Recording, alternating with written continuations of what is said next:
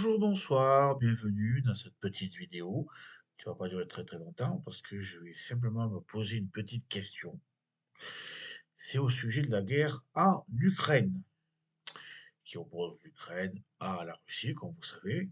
Trump s'est mêlé, on a fait quelques vidéos dessus, enfin j'ai fait quelques vidéos dessus. Et cette semaine, Emmanuel Macron, notre président, a dit qu'il allait donner, débloquer 2 milliards d'euros pour aider les Ukrainiens. Bon, pourquoi pas, on est auprès d'eux, auprès de la population, auprès de leur armée, même si on n'intervient pas militairement. Et pour l'instant, je pense qu'il vaut mieux, là, pas trop. Là, sur ce plan-là, mieux éviter. C'est simplement le fait qu'on trouve des milliards pour aider les Ukrainiens. On n'est pas sans savoir qu'il va y avoir un emprunt au niveau européen et qu'il va y avoir un, un livret. On pourra mettre à minima 500 euros, jusqu'à quelques milliers d'euros pour avoir de l'argent. Il semblerait que les Français, le français, je dis bien le français, et un énorme bas de laine et que l'État essaye de prendre l'argent dedans pour avoir l'argent nécessaire pour se réarmer.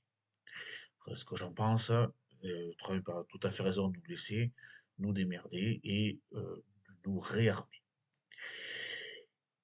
Seulement, la question que je me pose, c'est il y a 2 milliards d'euros qui sont soutenables, selon les dires de notre président Macron.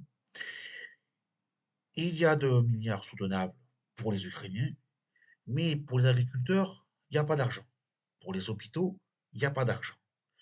Pour les universités, l'école en général, il n'y a pas d'argent. Pour les gilets jaunes, il y a 17 milliards d'euros qu'on emprunte. Et on se retrouve avec plus de 3 000 milliards de dettes qu'on ne sait pas comment on va faire pour les rembourser, tellement on est dans le caca. Mais on a 2 milliards pour aider les Ukrainiens, parce que c'est urgent, c'est visiblement les Ukrainiens. C'est plus urgent que de sauver une vie française, que d'éduquer le français, d'éduquer les nouveaux arrivants, les nouveaux migrants, leur apprendre le français, leur apprendre la littérature, nos codes sociaux, culturels et ouais, littéraires aussi, on peut dire, et aussi nos lois. Mais il y en a 2 milliards supportables pour aider les Ukrainiens et contenir la Russie dans le Donbass. Sachant que s'il y a une paix, je suis pas très très sûr que Vlad l'Empaleur, je le respecte bien.